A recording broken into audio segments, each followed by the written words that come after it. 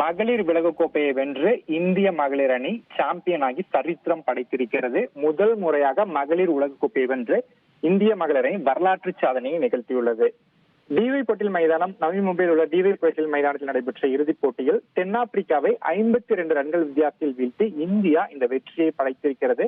அது மட்டுமின்றி ஹர்மன்பிரீத் கவுர் தலைமையிலான இந்திய மகளிர் முதல் முறையாக மகளிர் உலகக்கோப்பை வென்று ஒட்டுமொத்த தேசத்தையும் திரும்பி பார்க்க செய்துள்ளது. இந்த போட்டியை பார்த்தோம் என்றால் இறுதிப் போட்டியில் இந்தியா மற்றும் தென்னாப்பிரிக்க அணிகள் மோதின. அதாவது லாரா ஓர்வால் தலைமையிலான தென்னாப்பிரிக்க அணியை ஹர்மன்பிரீத் கவுர் தலைமையிலான இந்திய அணி எதிர்கொண்டது. மிகவும் ரசிகர்களின் மிகுந்த எதிர்பார்ப்பு மத்தியில் இந்த போட்டி நடைபெற்றது. ஆனால் போட்டியான திட்டமிட்டபடி 3 மணி அளவில் தொடங்க முடியாமல் போனது. ஏனென்றால் கனமழை மும்பை மைதானத்தில் பெய்தது. அதனால் போட்டியானது சற்று தாமதமாகி டாஸ் போடப்பட்டு போட்டி தொடங்கப்பட்டது. டாஸை தென்னாப்பிரிக்க அணியின் கேப்டன் லாரா ஓல்வாட் தான் வென்றார். அவர் டாஸை முதலில் பந்து வீசுவதாக தேர்வு செய்தார்.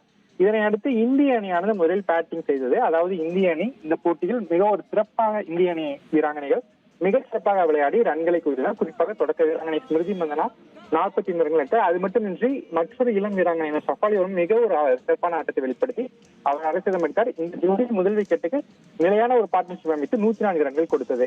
இதனைத் தொடர்ந்து ஜெமிமா ரோட்ரிக்ஸ், கேப்டன் ஹர்மன்பிரீத் கவுர் ஆகியோர் சிறப்பாக விளையாடி பங்களித்தனர்.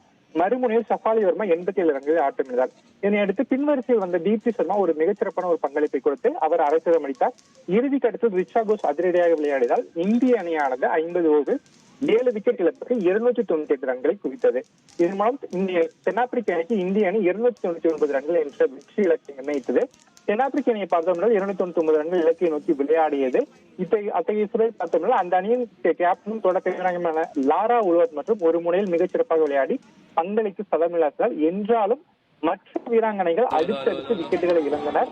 இதனால் அந்த அணி சீரான இடைவெளி விக்கெட்டுகள் இழந்த சூழலில் தற்போது அந்த அணி 45.3 ஓவர்களில் 246 ரன்களுக்கு ஆல் அவுட் ஆகி இந்த போட்டியில் தோல்வி அடைந்திருக்கிறது. போட்டியில் 52 ரன்கள் வித்தியாசத்தில் வெற்றி பெற்று முதல் முறையாக இந்திய மகளிர் அணி உலக கோப்பையை ஏந்தி இருக்கிறது. குறிப்பாக இந்த தீப்தி சர்மா இந்த இறுதிப் போட்டியில் ஒரு மிகச்சிறப்பான பங்களிப்பை அளித்திருக்கார். அரைசதம் அடித்தது மட்டுமின்றி பவுலிங்கிலும் அவர் கலக்கி 5 விக்கெட்டுகளை வீழ்த்தியிருக்கார். குறிப்பாக ஒரே ஓவரில் 2 விக்கெட்டை வீழ்த்தி போட்டியில் லாரா ஓல்வாட் மற்றும் அதற்கு பின்வந்த வீராங்கனை விக்கெட்டை வீழ்த்தி போட்டியில் அவர் நமக்கு திருப்பு முனையும் தந்திருக்கிறார். அவர் 5 விக்கெட்டை வீழ்த்தியிருக்கார். அது மட்டுமின்றி ஷஃபாலி 2 விக்கெட்டுகளையும் ஸ்ரீசரன் ஒரு விக்கெட்டையும் வீழ்த்த தற்போது தென்னாப்பிரிக்கா 246 ரன்களுக்கு ஆல் அவுட் ஆகி தோல்வி அடைந்திருக்கிறது. 52 ரன்கள் வித்தியாசத்தில் இந்தியா வெற்றி பெற்று உலக கோப்பையை முதல் முறையாக வசப்படுத்தி இருக்கிறது. இந்த வெற்றியானது இந்திய மகளிர் அணிக்கு அடுத்த கட்டத்திற்கு கொண்டு செல்லும் என்றே சொல்ல முடியும். ஏனென்றால் ஏற்கனவே 2 முறை இந்திய மகளிர் அணி இறுதிப் போட்டிக்கு சென்று தோல்வி அடைந்திருக்கிறது.